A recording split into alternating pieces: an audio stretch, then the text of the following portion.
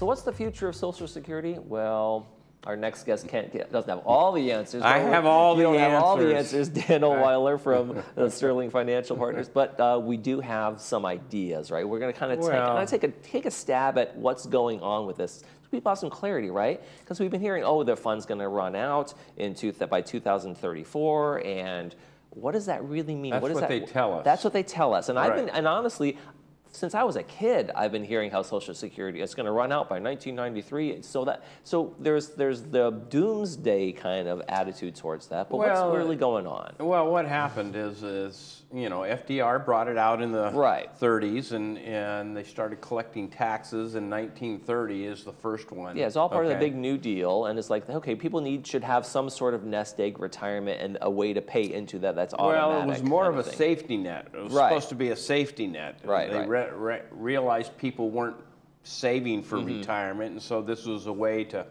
force it to have some type of retirement as a safety net. It was not meant to be our main source of income, okay? And back in the 30s, our life expectancy was 65. It's now 79, okay, because of medical advances and things like that. For every person that was on Social Security in the 40s, there were 42 workers supporting that one person. Now there's 3. And so the other thing I thought of coming over is the other thing that impacted the Social Security Trust Fund is started to give spousal benefits. If somebody has never paid into the system, still gets benefits, that obviously is going to drain it. So they're predicting the money is supposed to run out by 2034 unless they do something. So in terms of the way it works, I mean, I'm paying in now, but I'm not going to reap those. But what I'm paying in now is paying for the retirees that are retired right now. For me. Right? Yeah, for you, and folks who have done that. So it isn't so much, in terms of how the system works financially, it isn't my money that I'm putting away for myself. It's I'm paying into a system that is now paying these folks out. And it's more of a system than my own personal. I can't look up and see how much have I saved in Social Security. Well, unfortunately, if they would have allowed us to put it into our IRA accounts, all of us would have been much better off. But as soon as they included the Social Security Trust Fund into the general fund, and they could tap into that and start spending that, that's where we started to run into problems. And then the government started using it as a little bit of a piggy bank. And that's again, there's a combination of things, not just that, but living longer. People weren't expect to live that much longer after they started to receive benefits. If our life expectancy was 65 at the time, you know, you qualified for benefits at 65. So they might say, well, we'll have some to live to age 70. But they weren't anticipating the baby boomers coming on board. Because we've got 80 million baby boomers that are in retirement or retiring as we go, and that's the biggest bulge in our population in terms of the folks who are going to be pulling that money. Well, we're going from paying into the system to actually collecting from the system. And so you've got the baby boomer situation, and so there's a lot of things that could happen, and the odds are Congress is going to have to do something in order to keep this benefit going, because they're not going to allow this to happen. If they allow it to happen, they're going to be voted out of office. And there'll be a civil war going on with the younger generation and the older generation. I've paid into this all my life, and now you're telling me I can't get benefits? There's going to be, you know, a civil war. So there's some things that they can do to prop this Social Security Trust Fund up.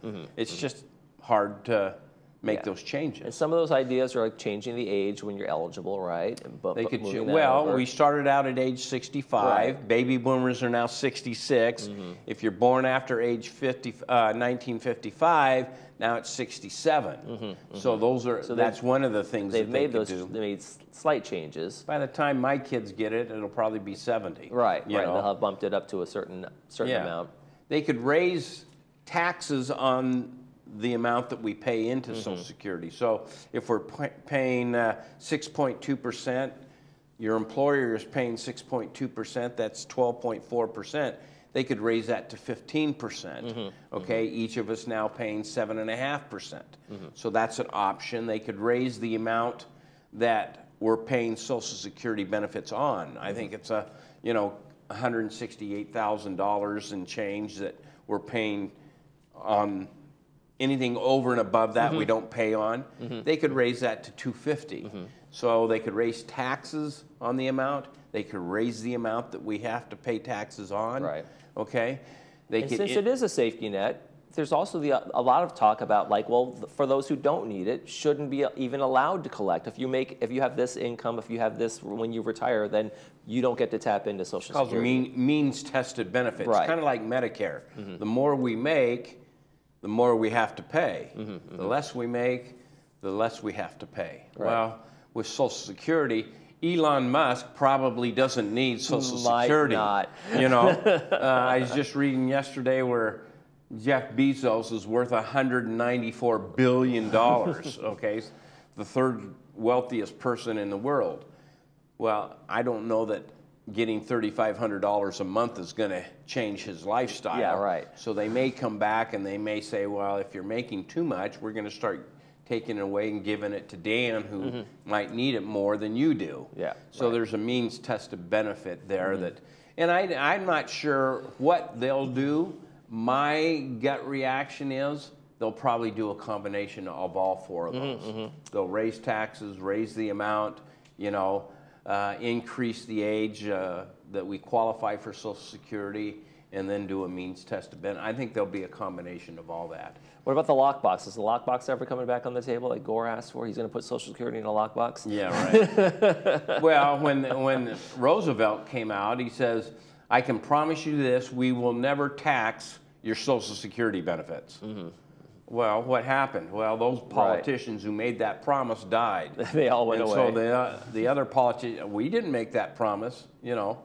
And so, you know, there's a lot of things that they can do. The odds are they're going to have to make these tough decisions.